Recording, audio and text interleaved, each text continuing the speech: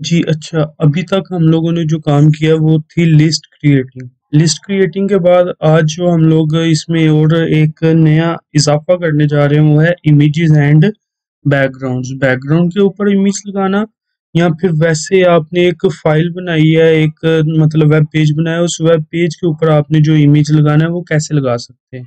उसमें मैं आपको जो चीज़ें अब बताने जा रहा हूँ वो हैं मतलब किसी भी इमेज इमेज का एक हमारे पास टैग होता है एचटीएमएल में, उसको हम लोग यूज करते हुए यहाँ पर इमेज लगा सकते हैं एचटीएमएल के अंदर।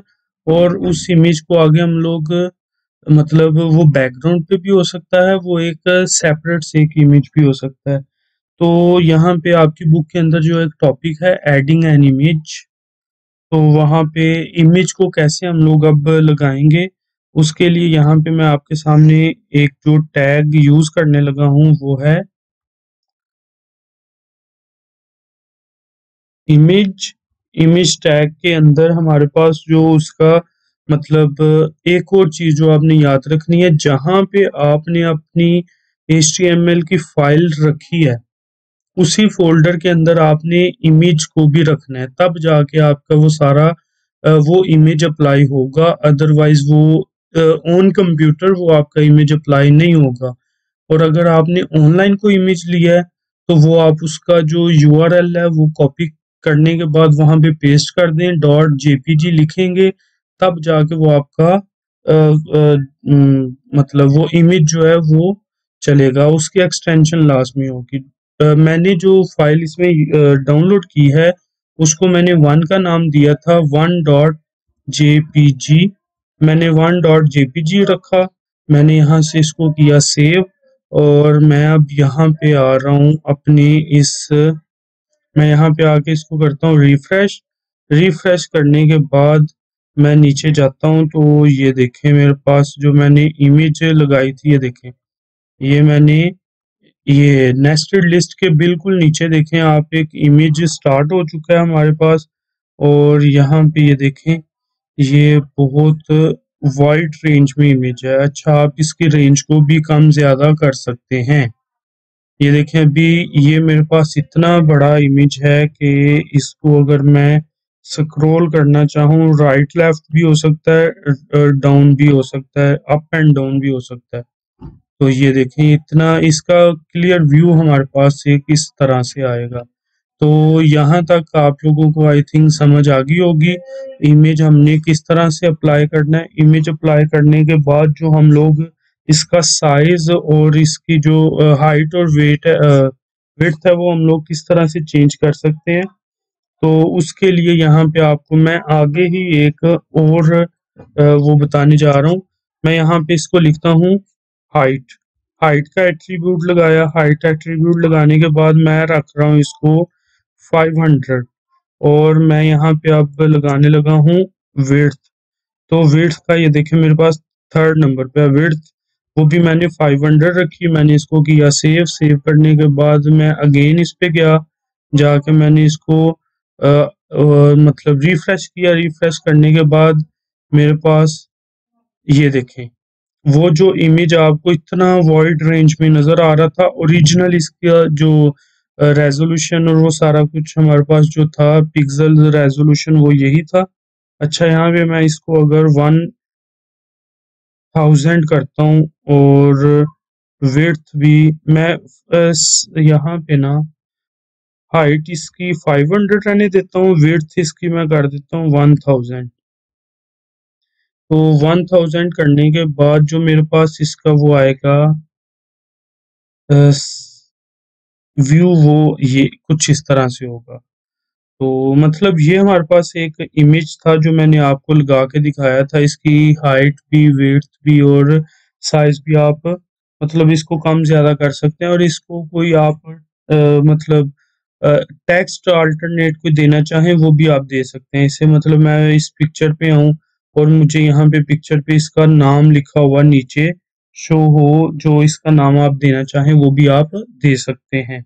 उसके बाद अप्लाइंग बैकग्राउंड, मतलब हमने बैकग्राउंड के अंदर जो बॉडी, हमने जो बॉडी टैग यहाँ पे ये देखें, ये सारा आपके सामने एक व्यू नजर आ रहा है। अब मैं यहाँ पे चाह रहा हूँ कि ये वाला जो इमेज है, मैं यहाँ से इसको करूँ खत्म। खत्म करने के बाद मैं इसको लगाऊं, ये यहाँ पे मैं इसको कर रहा हूँ। मैंने इसको कर दिया खत्म, मैंने इसको सेव भी कर दिया। सेव करने के बाद मैं यहाँ पे आता हूँ अपने बॉडी टैग के अंदर। बॉडी टैग में आके मैंने यहाँ पे बॉडी टैग के अंदर जाके मैं यहाँ पे बीजी या बैकग्राउंड, मैं अगर फर्स्ट पे बैकग्राउंड लिखूंगा, बैकग्राउंड के अंदर 1.jpg लिखूंगा तो मेरे पास वो इमेज जो मैंने पहले आपको लगा के दिखाया है, अब वही ये देखें, मैंने रिफ्रेश किया तो मेरे पास ये सेम इमेज, ये देखें वही टेक्स्ट है जो मैंने आपको पहले लिखा हुआ दिखाया था, जो कि हमारे पास ब्लैक में था, ये रेड में, ये ब्लू में। उसके बाद यहाँ पे ये सारा जो टेक्स्ट लिखा हुआ आ रहा है, ये आपके सामने है। ये वही इमेज है जो हमारे पास पहले शो हो रहा था उसमें, मतलब ये नेस्टेड लिस्ट के नीचे आ रहा था। अब यही इमेज जो है मैंने इसको बैकग्राउंड में लगा दिया, तो बैकग्राउंड में मेरे पास ये कुछ इस तरह का व्यू दे रहा है। अच्छा, इसके लिए मैं अगर आपको कोई और न्यू इमेज डाउनलोड करके तो बता देता हूँ कि किस तरह से हम लोग, मैं कोई वाइट वो उस वाला करूँगा, वाइट बैकग्राउंड वाला कोई इमेज डाउनलोड करता हूँ जिसमें हमारे पास ये जो टेक्स्ट है हमारा वो लिखा हुआ हमें नजर आए। तो उसके लिए मैं जाऊंगा यहाँ पे वाइट बैकग्राउंड वाला कोई इमेज लेके आते हैं, ढूंढते हैं हम लोग कौन सा हमें इमेज ठीक रहेगा, तो उसको लगा के हम लोग ऐसा करेंगे कि ये देखें कुछ इस तरह का व्यू मेरे पास नजर आ रहा है।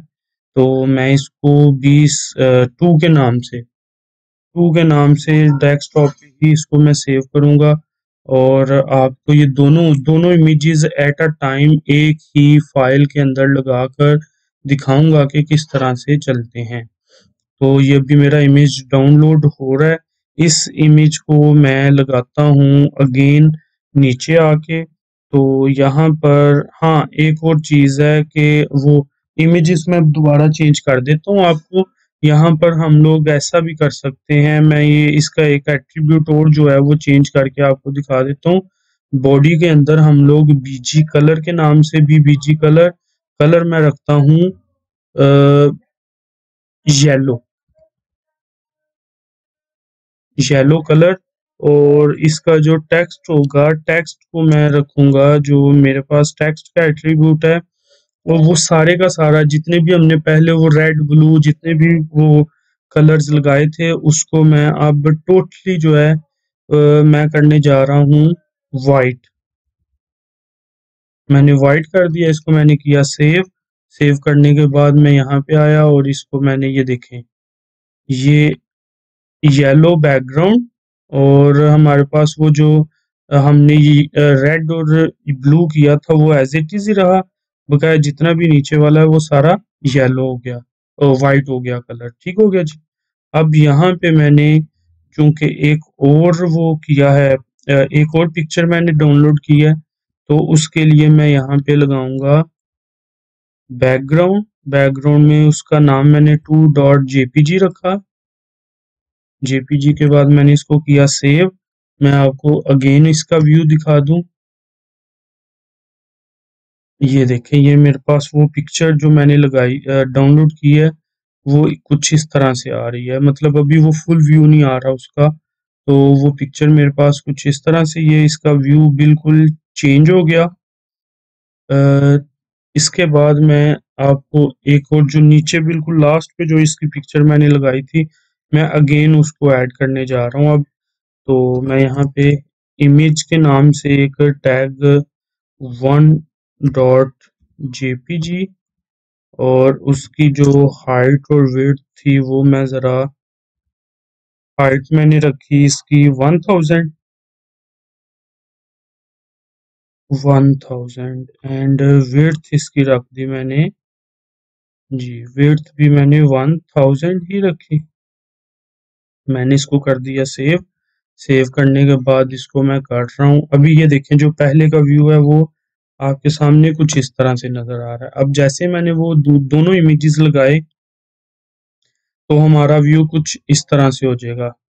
ये डेफिनेशन लिस्ट के फौरन बाद नेस्टेड लिस्ट आ गई। नेस्टेड लिस्ट में मेरे पास इमेज कुछ इस तरह से नजर आएगा। तो ये हमारा था मतलब जो इमेजेस को हमने इसमें कैसे डील करना है।